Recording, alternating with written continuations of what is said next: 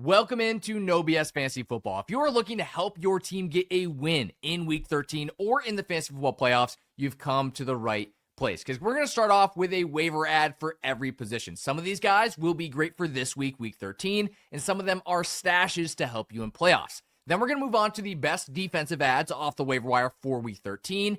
Jump to playoff defenses you can also add off the waiver wire, and close out with players that you can drop in order to make room for these new waiver ads. If you are new to the channel or a returning viewer that has not hit the subscribe yet and turn on notifications, you're going to want to do that because the number one goal of this page is help you be a fantasy football champion. And hitting that subscribe just gets one more person, one more fantasy football assistant to help you out each and every week. We're going to start with our quarterback waiver ad, then move to wide receiver, running back, and tight end. But our quarterback of the week is Kirk Cousins. He's not the most exciting option, I get that, but there's not a lot of quarterbacks on the waiver wire either. And he put up 15 points against a solid Saints defense, number 13 in the league against quarterbacks. He did not have Drake London. He did throw 2 passing touchdowns. This is a solid enough floor for him to be a somewhat reliable option, especially over the next few weeks when he faces the Jets, who don't have Sauce Gardner. Their defense is getting ranked lower and lower each and every week, facing Seattle, who is forcing a lot of passing, and then Tampa Bay. Now, I said some of the wide receivers would be good for Week 13 specifically, and some for the playoffs.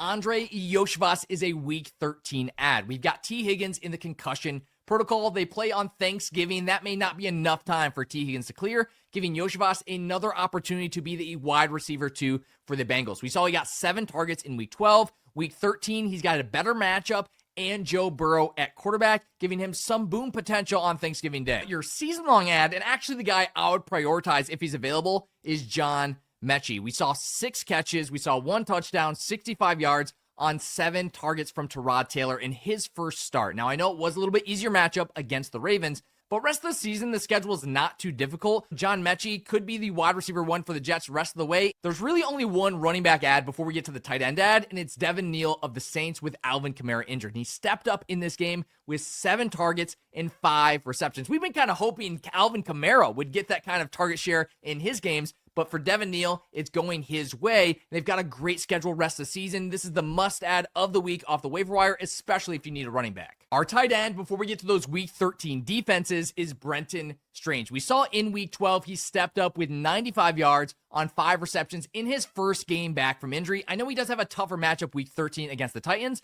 but rest of season, this is a Week 13, but more likely a rest of season ad where Brenton Strange is going to step up and be a starter for you. Our first of 3 defenses for Week 13 off the waiver wire is the Jaguars, available in 60% of leagues. They've been pretty solid lately, 11, 12, and 7 points their last 3 games. In Week 13, of course, they face the Tennessee Titans, one of our favorite matchups. Not as available is the Rams defense, still available in 42% of leagues, but of course not over that 50% mark. Don't worry, our next defense is, but I did want to call them out. They're one of my top 5 defenses of the week and available in almost half of leagues. They're playing the Carolina Panthers, who have been up and down this season. They're coming off some amazing performances against Seattle and Tampa Bay. But my number 1 waiver ad and my second defense of the week before we get to those playoff stashes is the Chargers defense, available in 84% of leagues. They draw the matchup this week against the Raiders defense, who are allowing sacks and interceptions, building that solid floor where even if the Raiders score a touchdown or 2, even if they get some yardage, they're still giving the opposing defense that floor of points with the sacks, fumbles, interceptions. That's going to give you a great opportunity to win your week. As we get to the first playoff stash defense, if you guys are enjoying this no BS style of content, not wasting your time, this is what we do every week.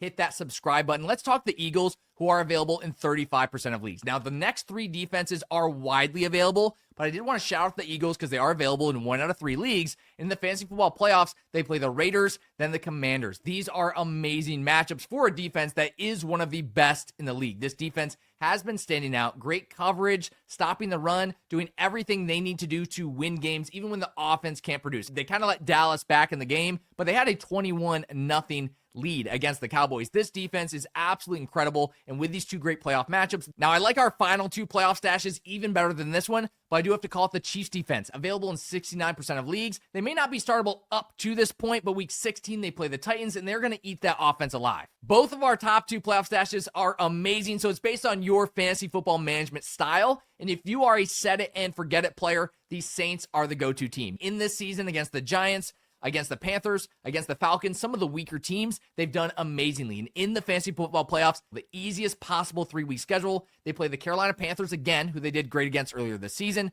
They play the Jets, who are really struggling. Then they play the Titans in the championship game. In 93% of leagues, if you play in a competitive league and you're willing to hold multiple defenses, go for the Cowboys defense, who's looking a lot better after adding Quentin Williams. They did great against the Raiders. They did pretty good against the Eagles as well. In the playoffs, week 15, they play the Minnesota Vikings. Week 16, they play the Chargers. So maybe if you can hold 3 defenses, add the Chiefs defense for week 16. Then week 17, they play the Commanders, an amazing championship matchup. And of course, add any of the waiver ads, our positional players, our week 13 defenses, or our playoff stashes. You have to drop players. And that's what we're going to cover now. And the first is Rashid Shaheed. This was so exciting when he went to Seattle, but JSN dominates this team, and that's making Shaheed a droppable player, even with the excitement we had a few weeks ago. You can also drop David Njoku, who does not look like a priority target with Shadur Sanders at quarterback, and that seems like the way the Browns are going to stick the rest of the season. Sam LaPorta is rostered in so many leagues, but guys, he is out for the season, so you can drop him to the waiver wire to make room for a new ad. Joe Burrow is back for the Bengals. That's one of the reasons we talked Andre Yoshivas as a waiver ad early in the video, but that also means you can drop Joe Flacco. Unless you want to hold him as a backup, I would add one of those playoff stash defenses. Alvin Kamara is dealing with an MCL sprain. That's why Devin Neal was one of our top waiver ads earlier in the video. I'm not saying you have to drop Kamara, but if you're in a competitive league and you need someone that can help you this week